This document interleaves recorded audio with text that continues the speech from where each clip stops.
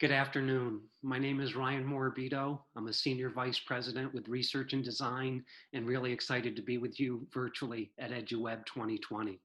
I'll be joined later on in our presentation by Dr. Leslie Graff, the Communication and Marketing Leader at Christian Brothers University. I'll also be excited to have R&D's Principal and Founder, Martin Lee, join us for our question and answer session.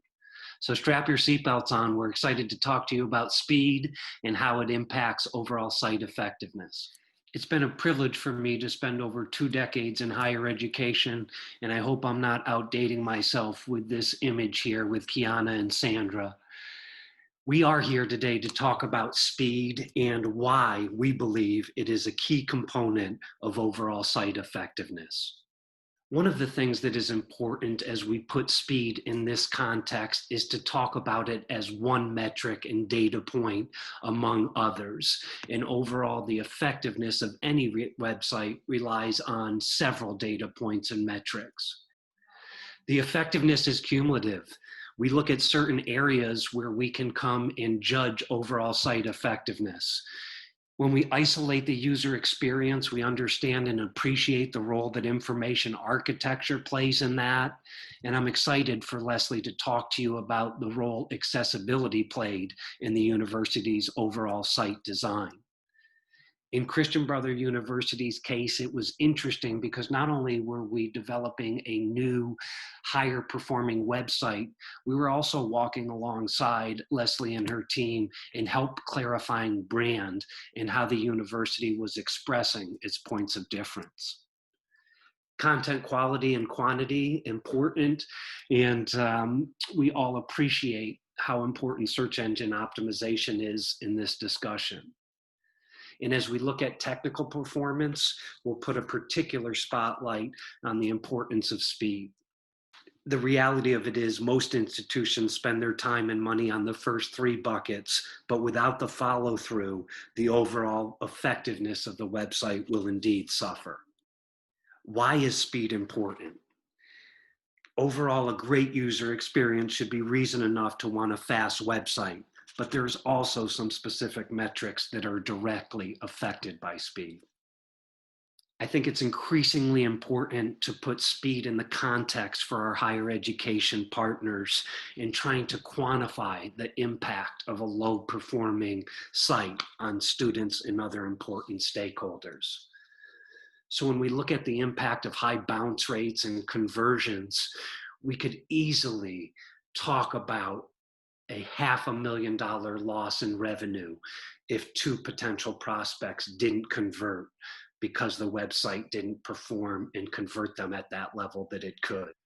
So these are rough numbers. We know that and can appreciate it, but there is a cost of inaction, and we need to create urgency about the importance of having a high-performing website and how that entails an overall effective website as well. When we think about establishing a baseline, how are we going to measure speed and what do we benchmark it against?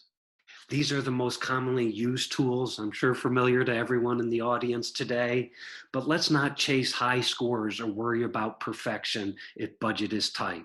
Let's focus on the biggest real world gains first. When we look at perceived speed, how quickly are the visual components on a page loaded and rendered? Once a page has fully loaded, how quickly can it respond to user interaction? Relative speed, how does your site compare with your top competitors? And last but not least, speed over time. From a longitudinal perspective, we recognize single data points will fluctuate, and we want to monitor speed to have a more holistic picture of site performance. So where's the finish line, you might ask, when we think about the time and attention a website and its performance has? Drum roll, please. Sorry, there isn't one. As we talk, speed is indeed a continual process of optimization and something that we will track as an important metric alongside of other metrics relating to your website. What are some of the potential roadblocks as we think about having speed as an important metric? One of those is getting people to care. It is hard when we're not able to visually tie ROI to investment around speed. It's not visual and can be hard to understand. We also recognize that the CFO at your university might have a very different experience than a prospective undergraduate student who lives in a rural area and might not have access to the latest high-speed internet. We understand there's a focus on stakeholders having different perspectives, experiences, and thresholds for that matter. And so certain students' tolerances for slow loading websites, they might be willing to tolerate that for Harvard or another Ivy League, a school like NYU that has significant brand strength. But there's a lot of other colleges and universities that there won't be that same tolerance for users with a particular focus on prospective students. Really excited to introduce you to Dr. Leslie Graff, the Chief Marketing and Communication Officer at Christian Brothers University. When I met Leslie, she was a new Chief Marketing Officer. She was inheriting a new marketing team and also working with new leadership colleagues. And if that wasn't enough of a set of challenges, that was before the worldwide pandemic hit. It's been an absolute pleasure to work with Leslie and her team at Christian Brothers, and look forward to hearing her story through her lens and perspective. Thank you, Ryan. As Ryan mentioned, my name is Leslie Graff, coming to you from Memphis, Tennessee, at Christian Brothers University. We are a small Catholic institution of about 1,800 students at the undergraduate and graduate level. I've been in this role since October and joined a project that was in process.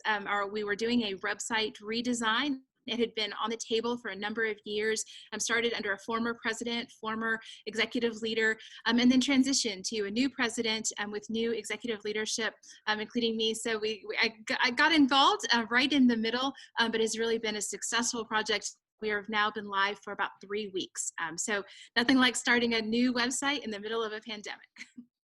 So let's jump into some of our details here from Christian Brothers. We say that we're partners in time, but really it kind of felt like we were partners in crime through all of this, working with the R&D team. One of the things that we did, knowing that we were facing some challenges, knowing that I was coming in partly with an incomplete picture as a new CMO, is that we gave an open door policy. And so we said, let's look at all of our market research. Let's look at any data that we did have on our current site and our reality, which as a small school, we're looking at budget limitations. We had to break silos across campus, whether that was between marketing and IT or between marketing and our academic units. We put all of those problems on the table to get us to that same goal. And so we were able to say, again, that goal is it's speed, it's clarity, and getting us to a functional site that gets to our bigger goal, which is really increased communications in our community and ultimately significant student growth, which, as all of us in higher ed know, we have to focus on student growth.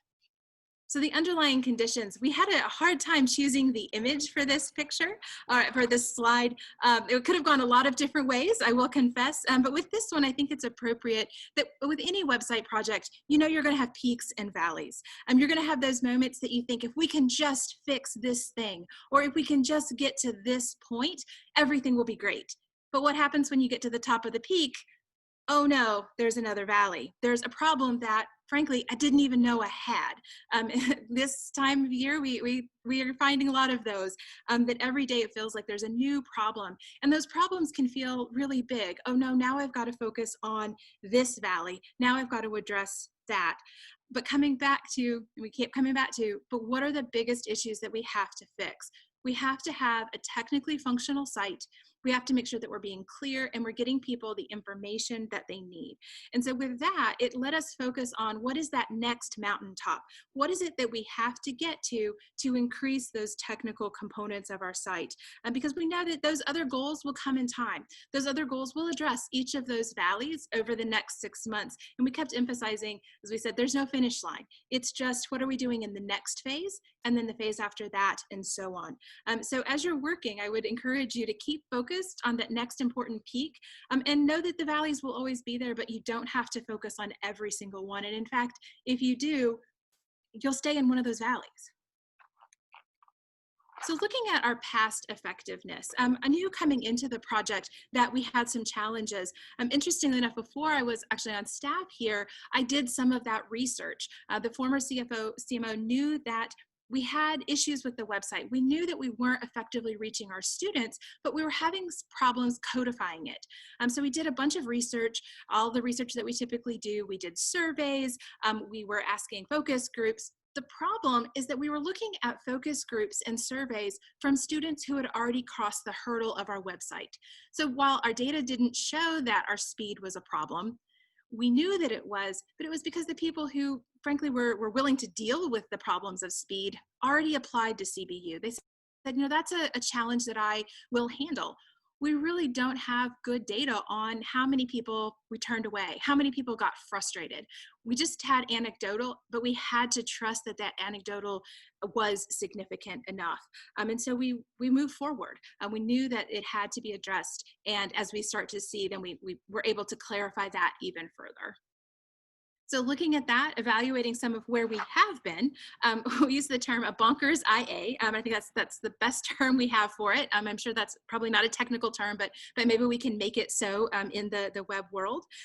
We did not have an intranet, and we had unconventional naming conventions, and all of that fits together to where we were trying to do is to be all things to all people. Every page was addressed to internal faculty users as well as those incoming students. So we were trying on the same page or with multiple subpages to explain to faculty, this is how you order your book for chemistry, as well as trying to tell the incoming students, hey, here's where you get your cool sweatshirt to promote CBU. Well, you can imagine that's a very, very different message to very different audiences, and they want it presented in different ways. And so that led to a lot of rerouting. We found even once we got into the dashboards that our IA was even worse than we realized in the fact of number of redirects. We knew people were confused, but we couldn't get them where they needed to be. And part of that also comes back to that unconventional naming conventions. We were looking at ways to, I guess, distinguish ourselves to try to be different, but we were going with marketing terms that were more appropriate for a retail audience. We know in higher ed that's important to stand out. You have to have your differentials. You have to have a good message, but you want the difference to be in your message, in your values, in the identity you have as a university. You don't want to be different in how your site works or the directions of your site. Think about, again, that audience, even though our native internet users are very sophisticated, why make it more complicated for them to find your admissions pages or to find your academic pages? And this builds on, frankly, another problem that we had, which was our brand expression. We were coming out of the focus of trying to be all things to all people. I said we're a small Catholic school that we spent a lot of time not sure how Catholic we were. We also weren't sure how small we were. We were trying to say things like, yes, we're small, but don't worry, you can join a club and you'll have lots of fun. Within our local marketplace, we're competing with a number of different schools, some large, other small schools. And so we were trying to say, like, yes, we'll be like them. With the new leadership, we said, we've got to stop being cautious. We have to stop saying that we are all things and say who we are. And that's our Lasallian heritage. For us, those are values of respect for all persons, a focus on social justice. And we have a number of those that we can talk about. But we said, this is who we are. We are Catholic, we are Lasallian. And that means that we welcome everyone and we have these values. But we said, this is the brand and we're taking a gamble, but this is going to be who we are. So then our content, again, it's the same problem that we saw over and over, but you can see here how it affects us on all of these areas. In trying to be all things to all people, we have lengthy dry copy. On one of our student life pages, for example, we were talking about how our programming related to Maslow's order of needs and all of this psychological theory, which is great for an internal document. It justifies our student life. It outlines how we are being thoughtful about the programming. But that student, that incoming prospective student, they want to know, I'm going to have pizza parties, I'm going to make friends, I'm going to get to hang out by the pool, not that this is going to my psychological greater needs. So with that, we can't just keep adding pages. You can't just keep adding more to get to a clarity of motion. We included here, one of the problems was an inauthentic art direction. We have pictures that didn't necessarily reflect who we are. We had a variety of photos. Our brand was not consistent. In many ways, this was one of those valleys. We kept getting caught up in that. We kept saying, well, we've got to clarify that. How should pictures be framed? What should we do? And coming back to, but what is our mountaintop? It's about speed and clarity. So we're going to recognize that we might not have the best pictures. We're going to get to a certain point. We're going to function in an agile working environment of building the plane while you fly. What do we have to get to the basics? And then we're going to move on and recognize that those photos are going to come over time. Now, they were going to come over the next 6 months. I don't know that we want photos of everyone in masks with their hand sanitizers, but we're going to fix that over time and have that authentic art direction. And then finally, one of the challenges of our technical performance, as we've said, we had extremely slow page loads. At one time, we did some testing and we felt that people could probably be on other school sites and be 2 or 3 pages in while our page was loading. And that's just simply unacceptable. We knew it, but we dealt with it. Everyone kind of accepted it. The one area I will say, the people who recognized this as the greatest problem was our board of trustees. So as we're thinking about the budget and the challenges that we had, recognizing that point of an extremely slow page load means we lose prospective students, means we lose dollars. And so by framing our technical performance in that way, our board of trustees was frankly very willing to pay for, yes, we need a website upgrade, we need to do some work, and we're going to make that investment, because if we don't, we're going to be in even bigger trouble. A couple of the other technical issues, and I think related to our speed problems, was we had large media files and a CMS bottleneck. We were using the old site as an archive, trying to be everything to everybody. Well, we're going to keep every single possible idea because we might someday need it. You can't use your website as an archive. We had to make the decision of how we're going to get things off, and we're only going to put things up in a certain way, and then move them over. Find other means to store your information, but it's not on your website. And then finally, the accessibility concerns. And this is one that really bothered me and bothered our team at R&D, which is, I think, where we were able to work really well together. Is one of our values as a LaSallian school is that respect for all persons and a supportive community that's welcoming to all. Our website was not welcoming. It was not accessible. It was frankly embarrassing that we would say we want you here, but oh yeah, you can't use our website. We can't fix every accessibility concern on our physical campus, but we made a goal. We're going to make everything we can do to live our values and make our website as accessible as it needs to be. So now let's jump into the really exciting part, the site itself. I encourage you to come visit us, cbu.edu. We welcome lots of visitors. I will note that we have just gone live in about 3 weeks. So I know that we have some challenges. I know that you may find a broken link here and there. Please email me if you do. I'll treat you to a cup of coffee so we can talk about some of the challenges that you have when you launch a site. But for the most part, we were able to get a really good, solid site that's very clear. We were able to focus on the intranet. We've been doing a lot of internal education with our faculty and staff and students to say, this is where you want to go. This is how you get your business done, whether that's paying a bill, reserving a room, or finding, again, where your classroom is located. That is how you get the work done. But this site, our public site, is about bringing new people into our community. And by posing it that way, people were much more accepting of, okay, that makes sense. I'm going to use the internet because it's going to make my day faster and easier. And then I'm going to recognize that the main CBU site really isn't for me. It's for bringing people in to our community. One of the things we noticed is that we stayed true to our values. So we focused not just on students, but on our students. What is it that they want to know? So here you can see we're focusing on success, on starting here, going anywhere. They want to know that the world is at their feet. They might be at a small school in Memphis, Tennessee, but our graduates work for NASA. They work for Netflix. They go all sorts of places that this is what our degree allows them to do. So ultimately, as I said, we've launched, we're 3 weeks in. And of course, if you work in academia, you know that everybody has a thought, everybody has an opinion, everybody wants their page to be their way. And we're certainly getting that feedback right now. But even my biggest complainers are saying the same thing. They're saying it's fast and it's clean. And then once they see, oh, that's how I get to where I'm supposed to go, well, that's much easier. Even my loudest critics are giving us that kind of feedback. And that's what you want.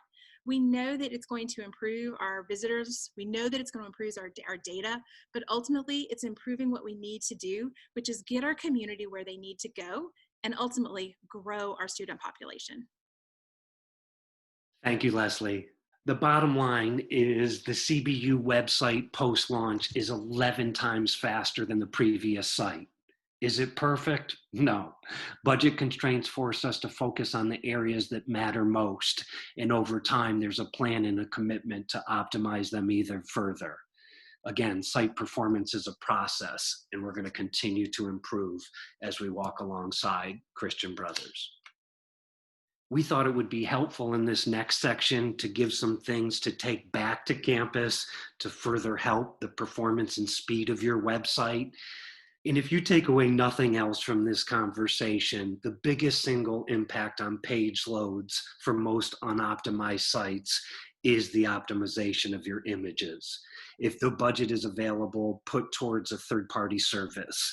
Cloud and Area has obviously got great name recognition, ImageKit, Gumlet, Optimal, and others. As we mentioned earlier, the importance of picking a good web host. Some hosts specialize in hosting certain CMSs. Picking a host with good performance tuning and CDN capabilities can make a big difference. Smaller gains here when we look at server settings, but they're typically easy. And for example, enabling gzip can make a big difference. Make sure your images are set to the right size for how it's being displayed in all screen sizes. Lots of wasted performance here if images are too big for the screen. Third-party services can really help here. Loading images and media as they become visible can cut the initial load time dramatically. Minimizing and packing HTML, CSS, and JavaScript can make the web page load significantly smaller. Overall gains are small, but high percentage-wise and generally easy to do. Getting code to the browser faster is the goal here. The faster the browser gets the code, the faster it can start rendering. Remove unnecessary fonts. Don't load lots of different weights and styles if they aren't needed. Only load the character set you need. Usually only Latin characters are needed. Pick a CMS that has a good track record of performance. A CMS that exports static code will typically outperform runtime ones. All CMSs can perform poorly if not implemented correctly. If you want to get fancy, go for a decoupled CMS implementation. Having too much content or over-designing content can lead to slow websites, even if everything else is fast. Watch out for these extras. Google Analytics, Add This, Facebook Pixel, Twitter, CRM trackers, New Relic, and other included JavaScript can be hard to control, and it's easy to lose performance here. That previous list of 10 was presented in rank order, and we recognize there's some diminishing marginal returns as we go down this list, but would encourage the thoughtful consideration of other things we can do to ultimately optimize speed and the overall effectiveness of your website. So as we move into a final section here of key takeaways and final remarks, we understand that speed counts and want to continue to quantify how much it counts for students and other targeted stakeholders. We understand that speed is a continual process of optimization, and there is a number of simple, inexpensive things you can do to boost the speed at your institution. And we're going to continue our research with Christian Brothers University to inform and elevate the overall user experience. And we're excited to continue to make sure that we have the research tools in place to evaluate that user experience. And in case you couldn't tell, we're really into speed and performance. So much so, we're building an open tool geared specifically towards higher education for testing, tracking, and comparing site speed. We've been using it internally and collecting data for the past 9 months, and we've looked at higher ed institutions in North America and the UK. And we'll be excited to bring this to our higher education partners later this fall. Thank you, everyone, for your time and your attention today. We've really enjoyed walking alongside our partners at Christian Brothers University and telling their evolving story. We're excited. We know Christian Brothers' best is yet to come, and we look forward to watching as they continue to thrive. Thank you.